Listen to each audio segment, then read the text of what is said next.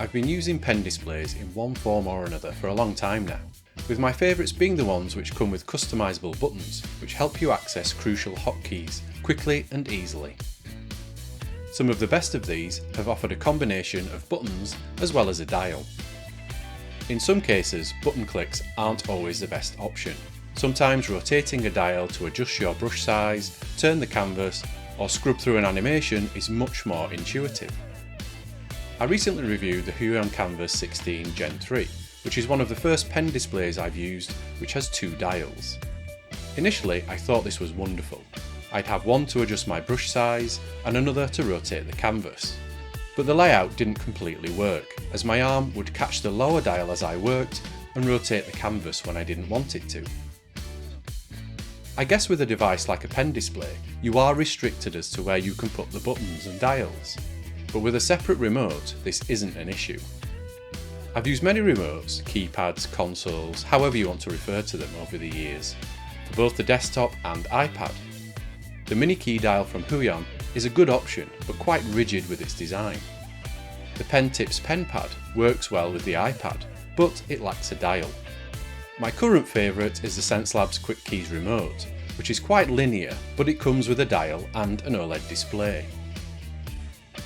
Now, TourBox is a brand that has been on my radar for a while, but because I use the Quick Keys remote, I never felt the need to try one. To be honest, it always looked a bit strange to me, more like a game controller or a child's toy than an art tool. So I was unsure whether to invest in one if I ended up not liking it. It always felt a bit of a gamble, so I never took the leap. But fate stepped in and TourBox reached out to me and asked if I would like to try one. I eagerly said yes and couldn't wait for it to arrive. So, are the TourBox Creative Consoles just another weird looking keypad? Or does its unique design make it an essential tool for any digital content creator? Continue watching to find out. Before we begin, I must state that although TourBox supplied the Elite Plus for me to test, the options offered in this review are completely my own. The TourBox Family. Before we dive in and focus on the Elite Plus, let's look at some of the other TourBox consoles available, just in case after the review you like the sound of them, but the Elite Plus is a bit out of your price range. There are currently 4 different options for you to choose from. There's the TourBox Elite Plus, which is £297, and this is the one we will be reviewing. Next is the TourBox Elite at £268. We then have the TourBox Neo, which is £169. And finally, the cheapest option at £95 is the TourBox Lite. Now these prices aren't fixed, because TourBox often have sales, so if you're looking to buy one, it might be worth just keeping an eye on their website. Both the Elite models offer dual channel wireless connectivity via Bluetooth, which gives you the ability to swap between 2 computers. The Plus model also allows you to connect to an iPad, and there is a TourBox app which lets you configure the device to work with any iOS app too. All models can connect using a USB-C cable too, but with the Neo and Lite this is the only option. The Elite models also offer haptic feedback too, which is something I wasn't sure I needed until I used it and then tried the dials without it. It's so nice to get that click as you turn them. In terms of button options, the Elite Plus, Elite and Neo have the same layout, so the only difference between these 3 are the Bluetooth and haptic feedback. The key with the TourBox consoles is the software, and that is universal, so if your budget can't stretch to the top end of the lineup, the Neo would still give you the same basic functionality.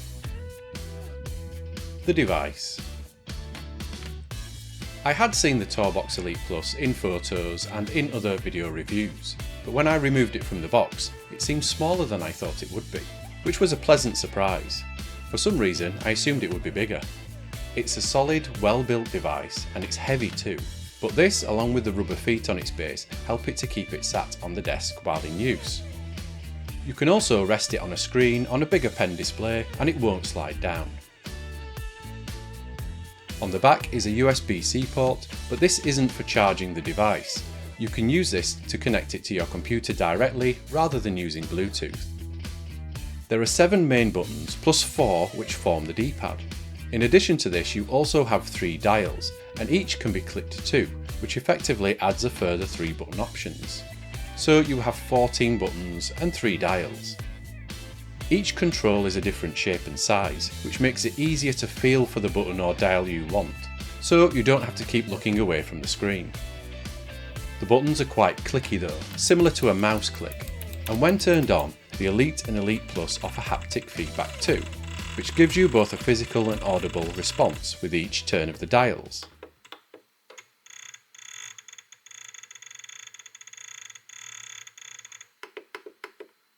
The haptic feedback can be reduced or even disabled though, if your co-workers find it annoying.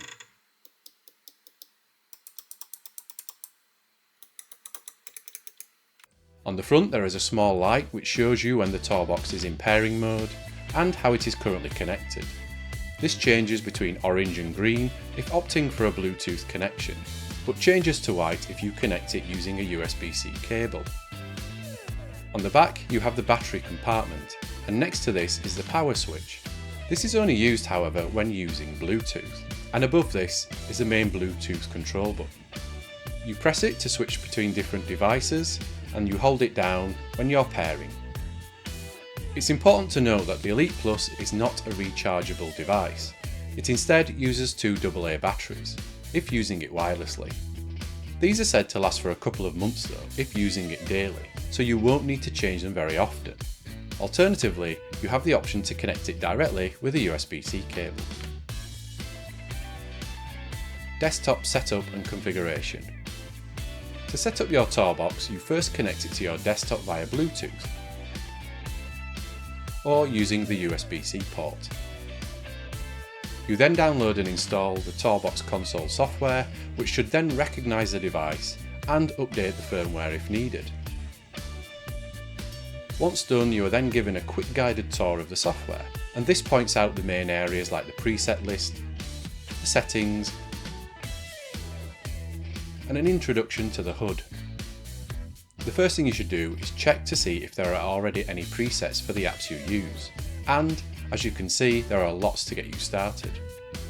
What's great is you can easily import presets that other people have taken the time to create. So if you can't see it here, use the buttons above to quickly find one to get you started. You can also access these directly on the TourBox website and share your own with the community. If you want to, and you have the time, you can go through and create your own preset from scratch, or edit an existing one to get your perfect setup. So here we are in the Photoshop preset, and each time I click a button on the TourBox, the app will jump directly to the options for me. It's the same when you rotate a dial too.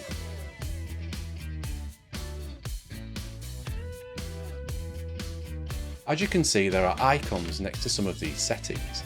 With these you can adjust the haptic feedback, so it can be reduced or even turned off for that control. You can also adjust the rotation speed of the dials too. If we click the Show Combinations drop down section here, we can see all the button combinations that have currently been defined, so you can also add shortcuts when multiple buttons are pressed too. The customization goes even further, with you being able to dictate when the command is run depending on how you interact with the button, so when it's pressed, or when it's released, or even held down. Down at the bottom we have a section where you can create a custom action too, when a combination of buttons is pressed or a button is double clicked. The level to which you can customise the TourBox is absolutely crazy, it's so deep. You will notice that every button and every dial has a specific name, and these are all grouped into specific categories, just to help with organisation I guess. Let's look at the basic options now. How about the main dial, which they call the knob?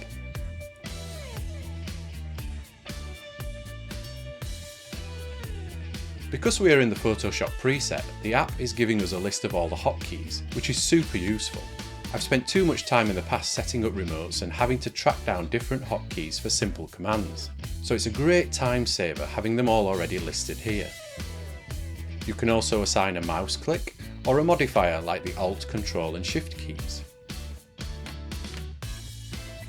Under the FN built-in section, we have more Photoshop tools which we can assign.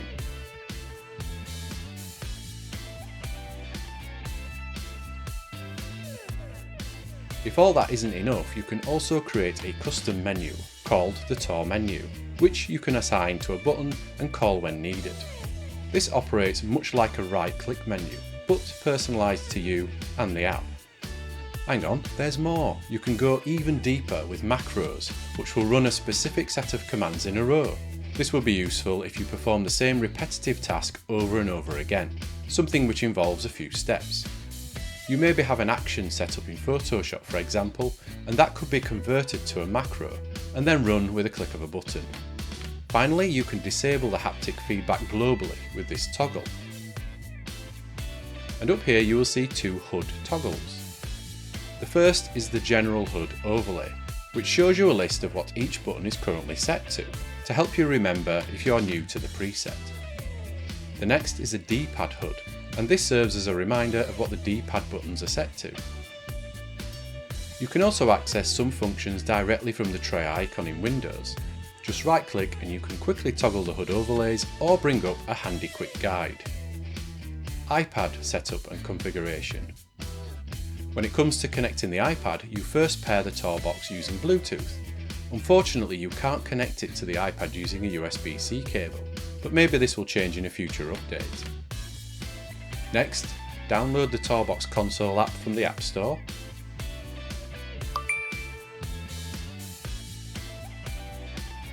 And it's as simple as that. The iPad will recognise the TourBox when you run the app. It will first run through a recalibration process, which is used to set up simulated gestures. This is helpful when trying to get the buttons to work with gestures like rotating or zooming, and you should ideally end up with the cursor being in the centre of the screen. Once done, you can then start with a custom preset or start to build your own. And the process is very similar to the desktop app. You click a button on the TourBox and the app will open its current settings, allowing you to update them.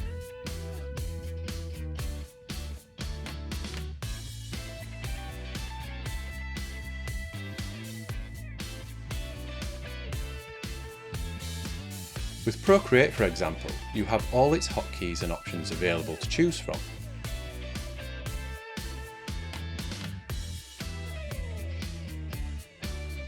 You can also use a button to operate a system command, like adjusting the volume,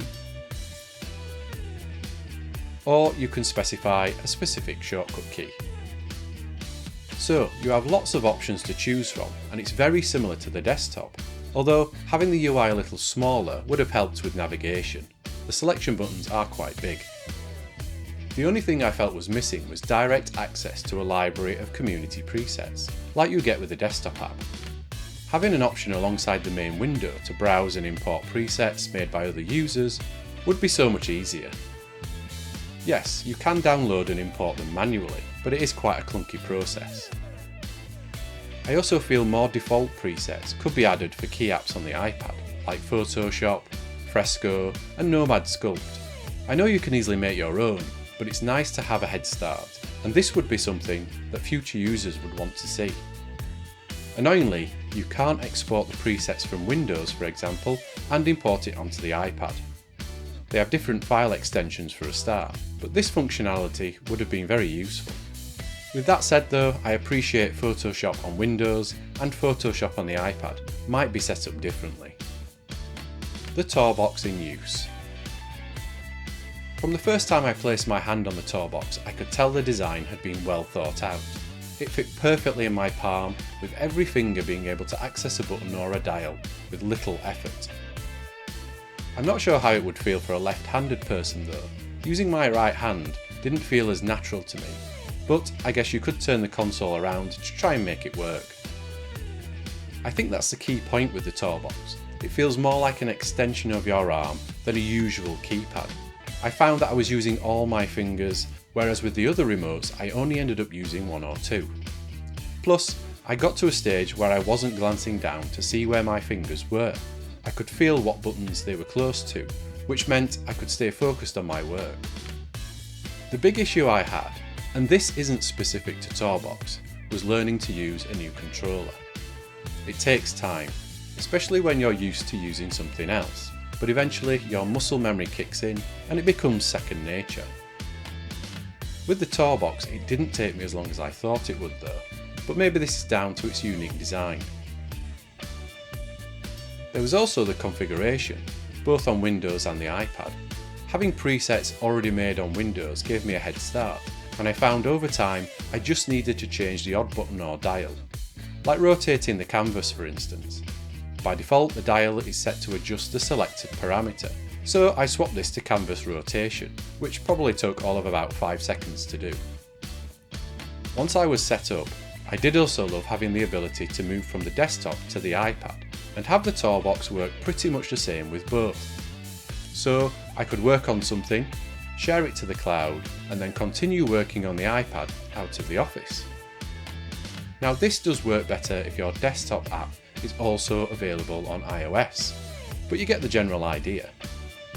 At the end of the day though, you are in full control, so even if the apps are different, you can configure the TourBox to work the same in both. Should you invest? I wasn't expecting to love the TourBox as much as I do. It looks strange, but it's a perfect example of function over form, where how it's used is prioritised over its looks. Like any keypad in this space, you will need to invest your time as well as your money to get the most out of it. This not only involves getting the perfect button mapping, which you will be constantly revising as you work, but also learning to use those fingers which would have normally been sat dormant with any other remote. The problem I have is now I've been introduced to the TourBox, it's going to take a lot for me to move away from it. It's become a permanent part of my setup, and I'm already looking forward to experimenting with it in other apps like Maya. If the Elite Plus is a little out of your price range, and you only work on a desktop, then I would urge you to try the Neo. It's a lot cheaper and you would get the same functionality as the Elite Plus. You would just miss out on the haptic feedback and the Bluetooth. However, if you jump between working on a desktop and an iPad, or maybe you work primarily on an iPad, the Elite Plus is the way to go. Okay, there we go. Thanks for making it to the end of another review. While you're here, why not check out some of the other videos I have, and if you have any questions, please post them in the comments below or reach out to me through the antCGi Discord server. Thanks again for watching, this is antCGi signing off and I will see you on the next one.